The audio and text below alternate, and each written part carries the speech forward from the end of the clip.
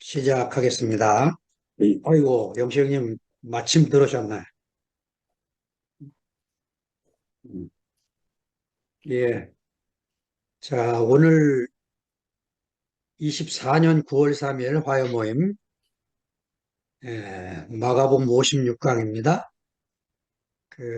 마가복음 11장 1절부터 10절입니다. 저희가 예루살렘에 가까이 와서 감람산 벳파게와 베다니에 이르렀을 때 예수께서 제자 중 둘을 보내시며 이르시되 너희 맞은편 마을로 가라. 그리로 들어가면 곧 아직 아무 사람도 보지 않은 나귀 새끼에 매어 있는 것을 보리니 풀어 끌고 오너라. 만일 누가 너희에게 왜 이리 하느냐 묻거든 주가 쓰시겠다 하라. 그리하면 즉시 이리로 보내리라 하시니 제자들이 가서 본즉 나귀 새끼가 문 앞 거리에 매어 있는지라. 그것을 푸니 거기 섰는 사람 중 어떤 이들이 가로되 나귀 새끼를 풀어 무엇하려느냐 하매 제자들이 예수의 이르신 대로 말한데 이에 허락하는지라. 아귀 새끼를 예수께로 끌고 와서 자기들의 겉옷을 그 위에 걸쳐두매 예수께서 타시니 많은 사람은 자기 겉옷과 다른 이들은 밭에서 벤 나뭇가지를 길에 펴며 앞에서 가고 뒤에서 따르는 자들이 소리 지르되 호산나 찬송하리로다. 주의 이름으로 오시는 이여 찬송하리로다. 오는 우리 조상 다윗의 나라여 가장 높은 곳에서 호산나 하더라. 아멘. 자, 제목을 예루살렘 입성이라는 제목으로 말씀을 나누겠습니다. 우리 교회는 이제 이런 소리 잘 안 하는데, 일반 기독교나 특별히 천주교, 성공회, 이런 데에서 이 마가복음 11장 1절부터 10절을 이제 종려주의를 지킬 때, 고난주간 바로 앞절에, 그러니까 고난주간을 금요일부터 지키면, 금토일 이렇게 지키면 바로 목요일 날, 고난주간 바로 앞에를 종려주일로 이렇게 지키는 그런 종교 행습이 있습니다. 종려주일날 꼭 이 본문을 나누게 되죠. 아, 그만큼 이제 고난주간 앞에 있는 이 내용이 기독교에서 굉장히 중요한 내용이 되죠. 지난주에 우리가 나눈 것처럼 그 제자들도 그리고 디메오의 아들 바디메오도 예수가 가는 길이 어떤 길인지 모른 채 그냥 그분이 좋아서 따르기 시작을 했습니다. 그래서 이제 많은 무리가 이제 따르게 됐죠. 자, 1절에 이렇게 시작을 합니다. 저희가 예루살렘에 가까이 와서 감람산 벳파게와 베다니에 이르렀을 때 예수께서 제자 중 둘을 보내셨다. 어, 그 제가 이제 이 예루살렘에 가까이 왔다. 예루살렘이라는 이 문장을 히랍어로 읽어보니까 히에루살렘이 아니에요. 히에루살렘은 마태와 누가가 쓰는 거고 마가는 히에로솔리마로 씁니다. 제가 아주 시간을 많이 들여서 왜 이렇게 썼나 찾아봤는데 히에로솔리마로 쓴 이유를 설명해 준 학자가 한 명도 없었습니다. 아직 못 찾았어요. 혹시 여러분이 찾게 되면 저에게도 알려주시기 바랍니다. 왜 마가가 예루살렘을 히에로 예루살렘으로 안 쓰고 히에로솔리마로 썼는지 아직은 저도 풀지를 못하고 있습니다. 아무튼 그 예루살렘에 가까이 왔다는 이 말이 뭐냐면 예수님이 지금 그 로마 체계 그리고 성전 제의에 익숙해 있은 예루살렘 지도자들과 한판 대결을 벌이려고 지금 결의에 찬 모습으로 가고 있는 거죠.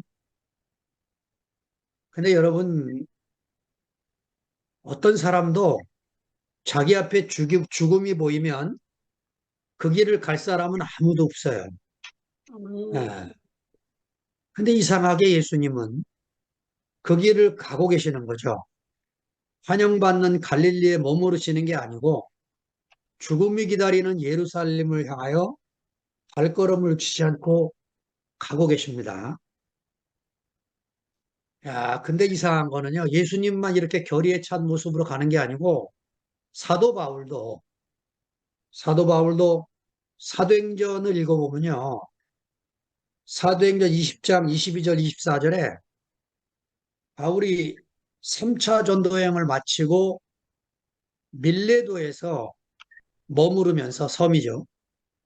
에베소에 있는 장로들을 불러다가 초대해서 교제를 나누면서 이런 말을 해요. 보라 이제 나는 심령의 매임을 받아 예루살렘으로 올라가는데 거기서 무슨 일을 만나는지 알지 못하겠다. 오직 성령이 각성해서 내게 증거하여 말하기를 결박과 환란이 나를 기다린다고 하시는데 나의 달려갈 길과 주 예수께 받은 사명 곧 하나님의 은혜의 복음을 증거하는 일을 마치려 하면은 나의 생명을 조금도 귀한 것으로 여기지 않는다. 이래 말씀을 하는 거예요. 그리고는 또 다음 장에 가보니까 드디어 배를 타고 팔레스타인 해변 항구 도시 가이사라에 도착을 해요. 바울이 나타났다는 소식을 듣고 많은 형제들이 바울이 있는 곳에 모여들겠죠. 모여들었는데 그 중에 아가보라고 하는 선지자가 바울의 혁대를 빼더니 그 혁대를 자기 손에 묶으면서 뭐라고 말하냐면 성령이 말씀하시기를 예루살렘에 올라가면 이 혁대 주인이 이렇게 결방을 당할 것이라고 말씀한다. 그 소리 끝나자마자 모인 사람들이 울면서 제발 가지 말라고 왜 예루살렘을 가시려고 하냐고 다 뜯어 말리는데도 불구하고 바울이 이렇게 말합니다. 어찌하여 울어서 내 마음을 상하게 하느냐. 나는 주 예수의 이름을 위하여 결박을 받을 뿐 아니라 예루살렘에서 죽을 것도 각오하였노라. 저는 이런 본문을 읽으면 왜 영시경님이 기억나는지 모르겠어요. 아, 주님을 향하여 늘 결의에 찬 모습으로 사는 모습이 제 안에 아주 각인이 되어 있습니다. 자, 감람산에 이르렀을 때 감람산 벳바게와 베다니라고 표현했는데 사실 이 감람산은요, 이 올리브산을 말한다는 거예요. 우리 성경이 중국어 성경 번역의 영향을 받아서 나온 책이기 때문에 지명을 하나 이렇게 정해놓으면 그거 바꾸는 게 쉬운 일이 아닙니다. 이미 크리스찬 뇌 속에 이 명칭이나 이름은 박혀 있기 때문에 할 수 없이 이제 감람산으로 썼는데 중국의 감람나무하고 팔레스타인 땅에 있는 올리브 나무와는 종류가 다르답니다. 올리브 산이라는 거예요. 올리브산. 다행히 세 번역이나 그 메시지 성경, 표준 세 번역이나 메시지 성경에는 올리브산으로 번역을 해놨습니다. 자, 예수님이 감람산에 이르렀을 때, 예, 우리는 머리에 잘 안 떠오르는데 유태인들은 예수님이 감람산에 이르렀을 때 하면 떠오르는 장면이 있어요. 스가랴 14장의 4절에 있는 말씀입니다. 거기에 보면 그날에 그의 발이 예루살렘 앞 곧 동편 감람산에 서실 것이요. 이렇게 기록이 되어 있습니다. 이 스가랴는요, 예수님 오시기 전 한 500년 전 사람인데 학계와 함께 성전 건축을 위해서 하나님의 부름을 받고 예언을 하는데 이 동시대 사람입니다. 학계 스가랴와 구약에 같이 붙어 있는데 학계는 다리오 왕 2년 6월에 예언을 시작을 하고 두 달 뒤 스가랴가 다리오 왕 2년 8월에 예언을 시작을 합니다. 두 달 차이로.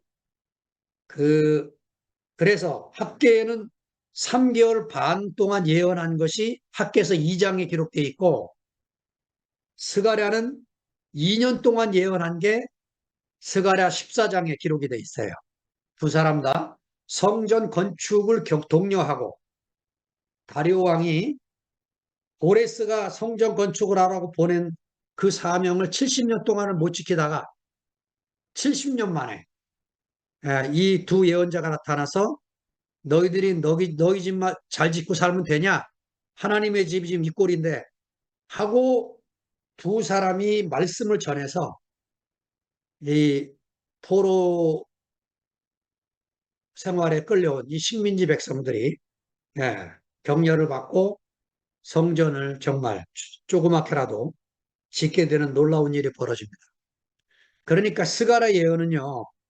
BC 520년이니까 그 520년 전에 성전산, 감람산 꼭대기 성전산에 서 있을 그 예수님을 이미 500년 전에 그날의 그의 발이 예루살렘 앞에 동편에 있는 감람산에 서실 것이다. 이렇게 예언을 했다는 거죠.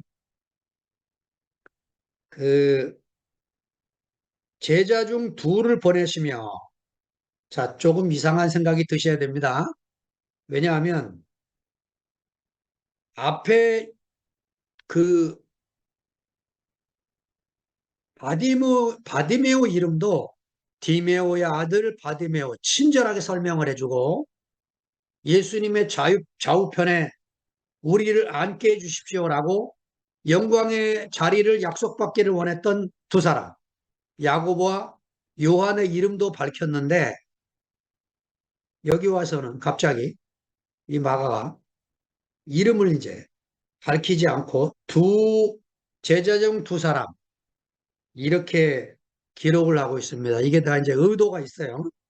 뒤로 계속 가보면 자, 2절로 넘어갑니다. 이르시되 너희 맞은편 마을로 가라.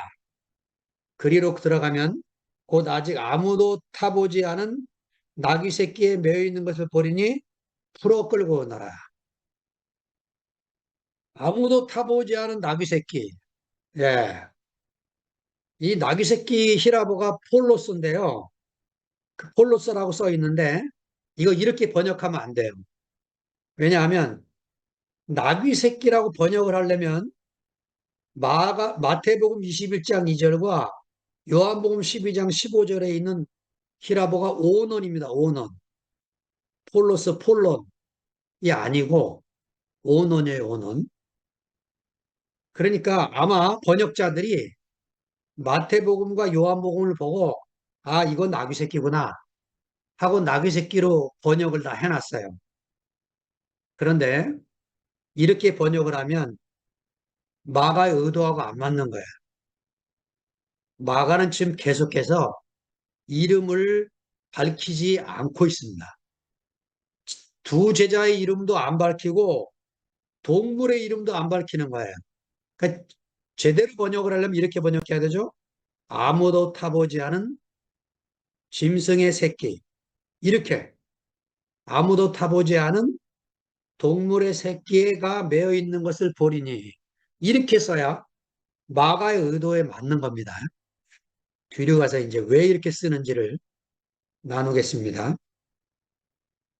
왜 아무도 타보지 않는 이렇게 붙였을까? 그 미시나가 여러 종류가 있는데 그중에 산헤드린 미시나가 있는데요. 거기에 보면 왕이 타는 짐승은 아무도 타서는 안 된다. 이런 기록이 있다는 거죠. 그러니까 예수는 왕이시지만 지금 세상의 왕과는 다른 왕으로 오셔서 지금 짐승의 새끼를 타려고 하는 모습을 지금 그리고 있는 겁니다. 자, 예수님이 지금 두 제자를 보내시면서 맞은편 마을로 가라 그랬어요. 마을 이름도 안 나와요. 그냥 맞은편 마을로 가라. 그리하면 아직 아무 사람도 타보지 않은 나귀 새끼가 메어 있는 것을 보리니 풀어 끌고 나. 여기도 이제 짐승 새끼가 메어 있는 걸 보리니 풀어 끌어오너라. 끌고 오너라. 돈 주고 사오라는 것도 아니고, 빌려오라는 것도 아니고, 그냥 끌고 오면 된대요. 예. 예. 우리가 보기에 상식적이지 않은 명령을 지금 하고 계시는 거죠. 예. 우리 이런 본문을 보고 오해하기 쉬운데, 예수님은 지극히 상식적인 분입니다. 예. 하나님의 사람은 지극히 상식적인 거죠. 예. 비상식적인 게 아닙니다. 예. 때때로 상식을 넘어서 감동을 주는 사람들이지 비상식적인 사람들이 아닌 거죠. 예. 초창기 크리스찬들은 얼마나 우리의 감동을 주는 사람들이었는지요. 우리 한국 기독교의 초창기 크리스찬들, 예. 도산 안창호, 또 안중근 어머니 가족들, 훌륭한 크리스찬들의 이야기가 수없이 많이 내려오고 있죠. 또 기독교가 크다 보니까 이 크면 문제예요. 한국 교회가 너무 비상식적인 사람들이, 비상식적인 지도자들이 너무 많이 그 매스컴에 오르내리고 있습니다. 제가 이 상식을 넘어서 감동을 주는 사람 이야기 하나를 하고 싶은데요. 이 도산 안창호 선생님 이야기입니다. 독립운동을 한참 할 때인데 그 안창호 선생님을 좋아하는 어린아이가 있다는 소리를 듣게 돼요. 그래가지고 그 가족들하고 얘기를 하는데 아이가 선생님을 너무너무 뵙고 싶어 한다고 그러면서 대화를 나누다가 그 아이 생일이 가까운 거예요. 안창원 선생님이 아이고 내가 뭔데 아이가 이렇게 나를 보고 싶어하고 좋아할까 그래서 생일날 가겠다고 약속을 했습니다. 이 아이가 얼마나 좋은지 도산 안창원 선생님 자기 집에 오기로 했다고 소문을 퍼뜨려갖고 일본 경찰들이 그렇지 않아도 독립군들을 잡아쳐놔야겠는데 언제 올지 모르고 있다가 이 소리를 듣고 매복을 하게 된 거죠. 그걸 독립군들이 다 안 거죠. 알아서 가지 말라고 다 말렸어요. 결국은 그날 이 아이와 약속을 지키기 위해서 갔다가 체포돼 가지고 감옥에 끌려가서 고문을 받고 돌아가시게 됩니다. 그 감옥에 있을 때 이제 사람들이 면회를 갔을 거 아닙니까? 가서 이제 물었어요. 선생님, 왜, 왜 그 어린아이의 약속을 어? 피하시지? 그거를 지키시려고 우리 감옥에 갇히셨습니까? 물으니까 도산 선생님이 하신 얘기예요. 뭐냐면, 그, 내가 하나님을 믿는 사람인데, 하나님이 약속을 나도 믿고 사는데, 내가 약속을 지키지 않으면, 내가 누가 하나님에 대해서 물으면, 내가 뭐라고 말을 하겠나. 그래서 결국은 그 어린애와의 약속을 지키기 위해서, 에, 그렇게 모진 고문을 당하시고, 하신 이야기를 들으면, 정말 감히 저 같은 사람은 따라갈 수가 없는 그런 감동을 주는 그런 분들이 한국 기독교 역사에 뭐 수도 없는 이름들이 주기철 목사님이나 뭐 손양원 목사님이나 여러분들 잘 아는 수많은 이름들이 있죠. 그게 우리가 상식 안에서 살아야죠. 상식 안에서. 예? 크리스찬들이 상식적인 사람이 돼야 되는 거죠. 그러나 이렇게 또 은혜가 주어지면 우리 안에 없던 마음이 생겨서 그런 하나님의 마음으로 또 살게 되는 거죠. 그, 이 안창호 선생님의 이런 일들이 전해지면서 우리로 하여금 각성하게 하고 그 하나님 말씀이 우리에게 주어지는 의미가 무엇인가를 생각하게 만들곤 합니다. 3, 4절을 읽겠습니다. 만일 누가 너희에게 왜 이리 하느냐 묻거든 주가 쓰시겠다 하라. 그리하면 즉시 이리로 보내리라 하시니 제자들이 가서 본즉 나귀 새끼가 문 앞거리에 메어 있는지라 그것을 푸니 그 누가 쓰시겠다 하라. 그리하면 즉시 보낼 거다. 문장을 잘 읽어야 됩니다. 여기 문장을. 저도 오해를 했는데요.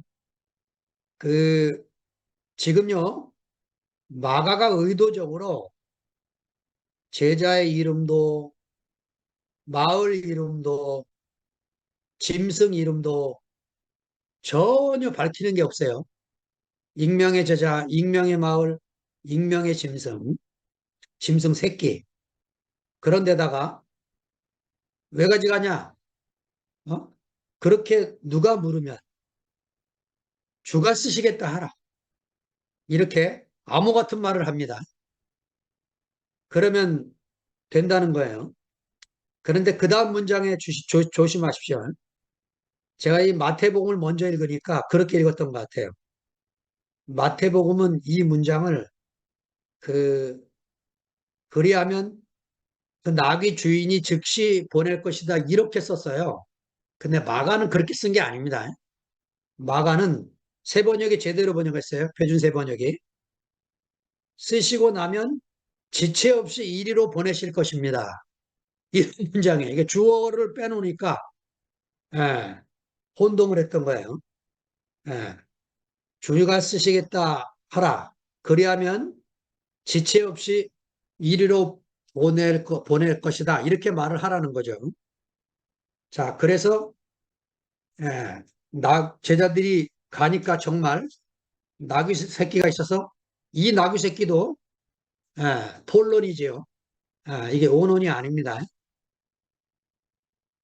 그냥 무조건 풀고 있었어요. 풀고 있는데 거기 섰는 사람 중 어떤 이들이 여기도 나귀 주인 이름이 안 나와요. 예? 거기 섰는 사람 중 어떤 이들이 가로되 짐승의 새끼를 풀어서 무엇하라느냐 하매 제자들이 예수의 이르신 대로 말한데 이에 허락하는지라. 예, 지금 마가가 왜 이렇게 쓰고 있냐면 마가 공동체의 삶의 모습이 지금 이렇다는 거예요. 지금 마가 공동체가 그 한 곳에 머무르지 못하고 익명의 공동체가 돼서 그 예수의 복음을 아주 조심스럽게 전하고 있는 모습이에요. 예를 들면 수로보니게 여인을 만나는 장면이 마가복음 7장에 나오는데 거기 24절에 이렇게 표현합니다. 예수께서 한 집에 들어가서 아무도 모르게 하시려 하나 숨길 수가 없었다. 예. 예수님도 이렇게 숨어 다니시면서 복음을 전하시고 있는 광경이 마가복음에만 유독히 두드러지게 기록이 되어 있습니다. 제자들이 이렇게 은밀한 소통 방식으로 지금 예수님의 사실 그 짐승 새끼를 얻어오고 있는데 사실은요 이 11장에만 있는 거 아니고 뒤에 가보면 그 한 번 더 이 문제를 다룰 텐데 그 아마 14장쯤일 거예요. 그 6월절 만찬을 준비할 때에도 똑같은 방식으로 예수님의 지시를 따라서 제자들이 6월절 만찬을 같이 마지막 밤을 만찬을 지낼 장소를 익명의 사람을 통해서 제공을 받고 이런 마지막 밤을 12제자가 이 잔은 내 피다. 이 떡은 내 살이다. 이렇게 말씀을 하는 그런 광경을 뒤에 가서 또 보게 될 겁니다. 이렇게 제자들의 은밀한 소통 방식과 예수님의 은밀한 이런 행적은 그들이 처한 어려운 환경, 지금 그 마가가 기록할 당시에 이 공동체는 그 뒤에 마태, 누가, 요한이 기록할 당시하고는 차원이 다른 그런 어려움 속에서 기록하고 있는 것으로 보여지고 있다는 거죠. 자, 나귀 주인이 이에 허락하는지라 바보스러울 정도로 순종적인 제자들, 여러분 같으면 가겠습니까? 아, 무조건 가서 달라 그러면 줄 거다 가라. 예. 또 그런 제자들의 말을 믿고 자기 짐승의 새끼를 주는 주인, 이 이름 없는 주인들. 자, 그 사실은요, 당시 역사적인 분위기를 생각해 보면 전쟁 시에 행하는 징발법이 있긴 있어요. 그래서 임금이 갖고 와라. 그러면 예를 들면 전투마들, 전쟁을 하는데 말이 모자란다. 그러면 부하를 보내서 그 마을에 있는 말 다 끌고 와. 뭐 꼼짝없이 갖다 내놔야 돼요. 예. 트럼프가 그 지난번에 한번 썼죠. 그래가지고 미국에서 뭐 전쟁 때 할 수 있는 뭐 그런 것들을 아마 지시를 해서 공장을 가동했다는 그 소리를 한번 들었는데 예수님이 이렇게 왕이 돼갖고 그렇게 하는 모습이 아니죠. 그렇게 하려면 전투마나 이런 거를 훌륭한 말을 가져오라 그래야지. 짐승 새끼는 이런 징발의 대상이 안 되는 그런 것을 지금 요구하고 있는 겁니다. 여러분, 이들의 신뢰 관계가 보이지 않습니까? 주님과 제자들과의 관계, 제자들과 또 이 낙이 주인, 그 짐승의 새끼의 주인과의 관계, 이런 신뢰의 관계 속에서 예, 그들이 그들만이 아는 방식으로 소통을 하면서 주님을 늘 준비하고 주님의 이끄심을 따라 순종하고 살았던 모습이 바로 우리가 지금 그리스도의 몸을 건축해가는 가장 중요한 요소인 것을 보여주고 있는 거죠.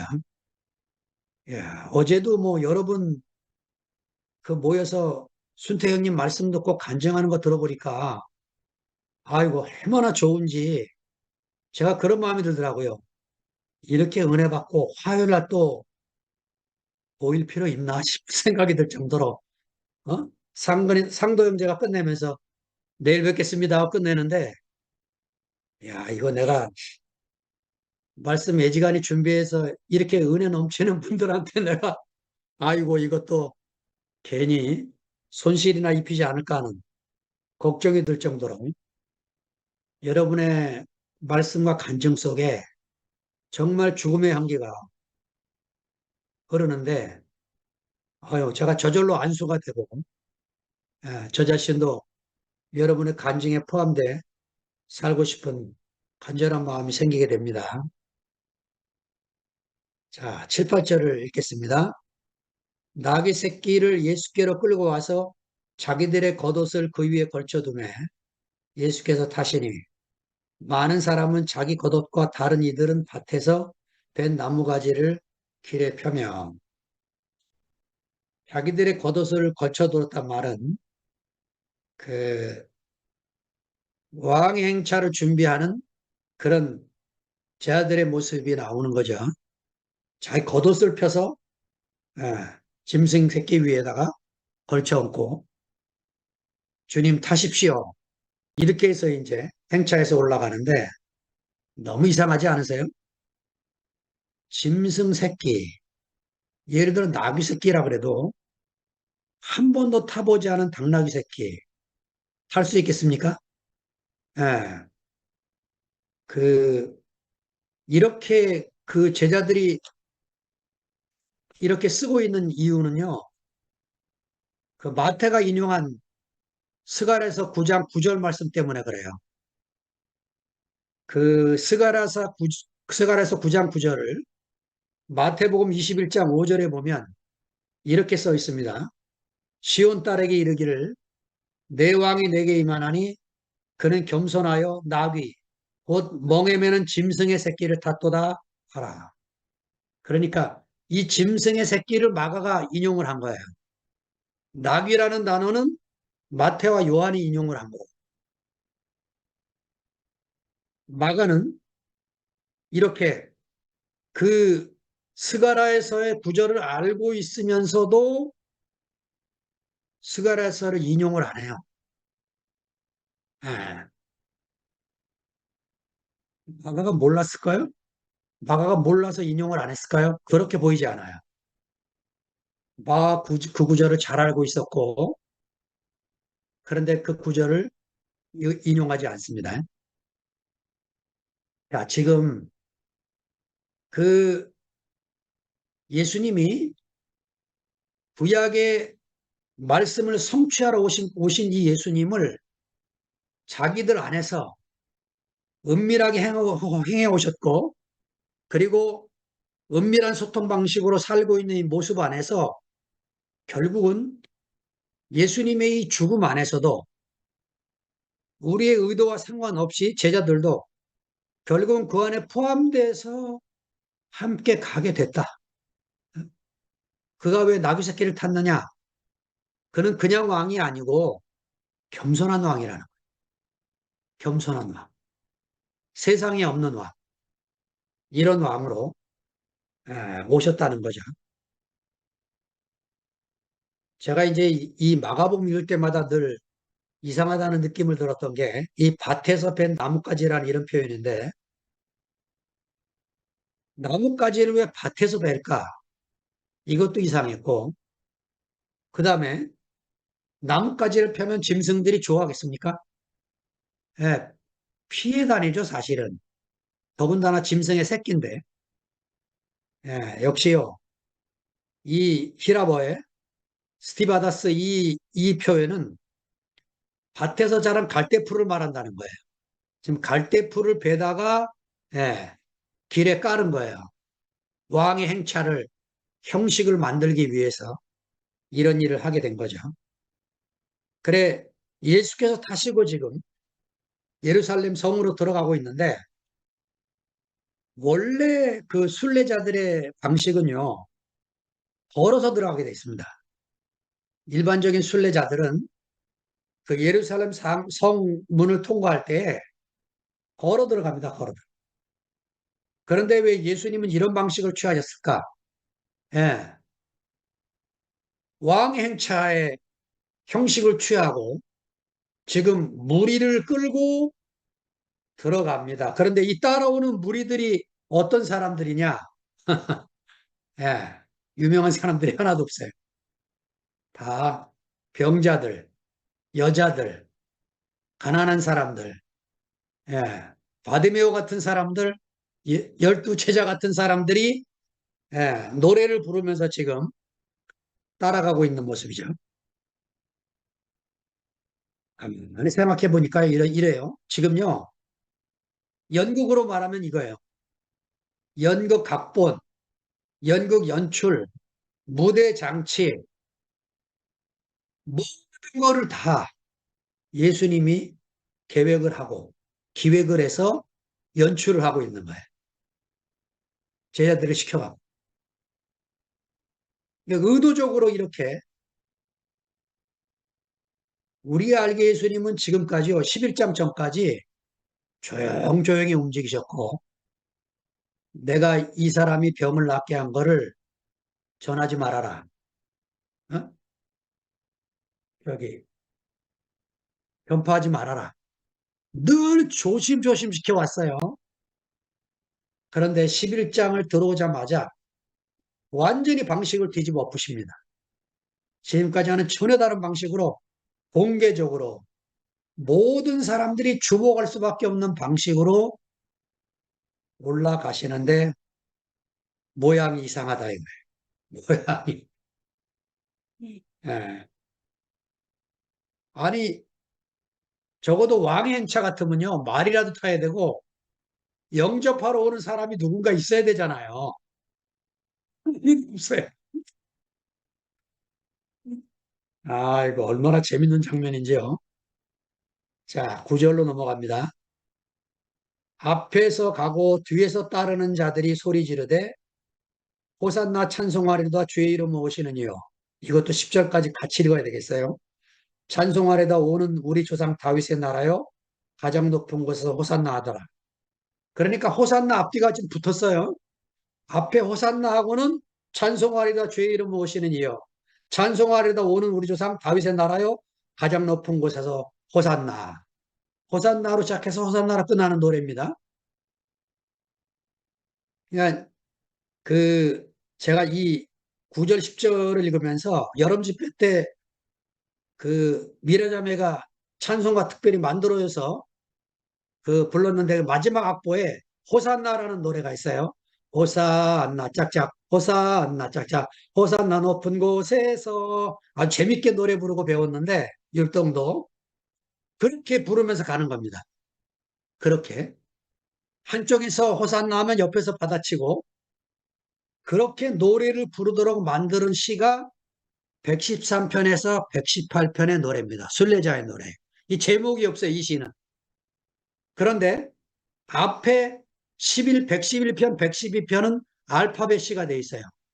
그리고 뒤에 119편도 아마 시편 중에 제일 긴 시, 알파벳 시로 돼 있습니다. 알파벳 시라는 말은 처음이 기역으로 시작하면 그 여는 다 기역으로 시작하는 거예요. 예.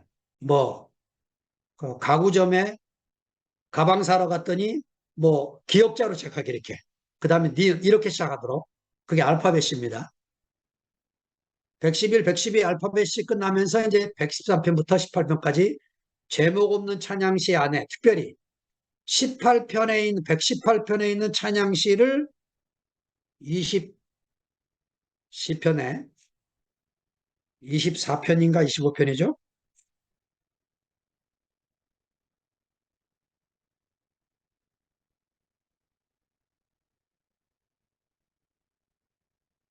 아, 그래. 그 118편에 보면 25절을 회중이 이렇게 이제 찬양을 합니다. 여호와여 구하옵나니 이제 구원하소서. 여호와여 우리가 구하옵나니 이제 형통하게 하소서. 이렇게 노래 부르면 대제사장이 26절을 화답을 합니다. 여호와의 이름으로 오는 자가 복이 있으며 우리가 여호와의 집에서 너희를 축복하였도다. 이렇게 화답을 하는 거예요. 여기 이런 것들이 이제 학자들이 연구해서 찾아낸 겁니다. 그런데 지금 예수님이 부르는 이 노래는 정말 이 순례자들이 불렀던 그런 광경이 아닌 이상한 광경으로 지금 호산나 호산나 부르는데요. 이 호산나라는 말의 뜻은 히브리어 호시아나를 히라보로 음력을 한 겁니다. 그대로. 호산나 우리를 구해 주소서 우리를 구해 주셔서 음력을 풀어서 읽으면 우리를 구해 주셔서 찬송하리로다 주의 이름으로 오시는 이여 찬송하리로다 오는 우리 조상 다윗의 나라여 가장 높은 곳에서 우리를 구해 주소서 하더라. 우리를 구해 주소서가 앞뒤로 붙어 있어요. 자, 지금 이 따르는 백성들이요, 지금 하나님을 향해서 우리를 구해달라고 소리 지르면서 노래를 부르고 있는 거예요. 그러면서 지금 자기 앞에 앞서가시는 그 약속의 왕, 오는 우리 조상 다윗의 나라를 이루기 위해서 오신 이 메시아, 이분을 지금 노래하고 있는 거예요. 왜 예수님을 우리 오는 우리 조상 다윗의 나라에 이랬을까요? 예, 이들이 지금 기다리는 것은 다윗 같은 왕, 예, 이 메시아가 오면 자기들을 이 심리 상태에서 해방시켜 줄 수 있는 그런 사람, 이 정치적인 메시아를 기다리고 있기 때문에 노래를 이렇게 부르는 거죠.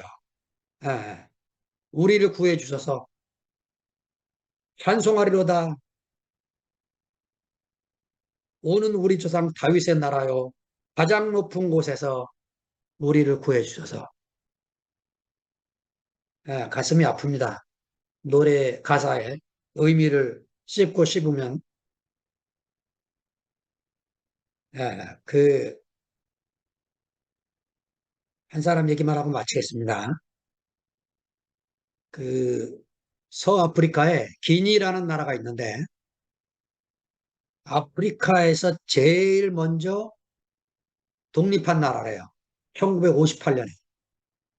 그때 기니 나라의 대통령이 투레라는 대통령이 정말 국민들의 존경을 받고 서아프리카의 독립을 위해 싸워서 프랑스령이었는데 프랑스하고 싸워갖고 아프리카의 최초로 독립을 이루어내는 대통령이 됩니다.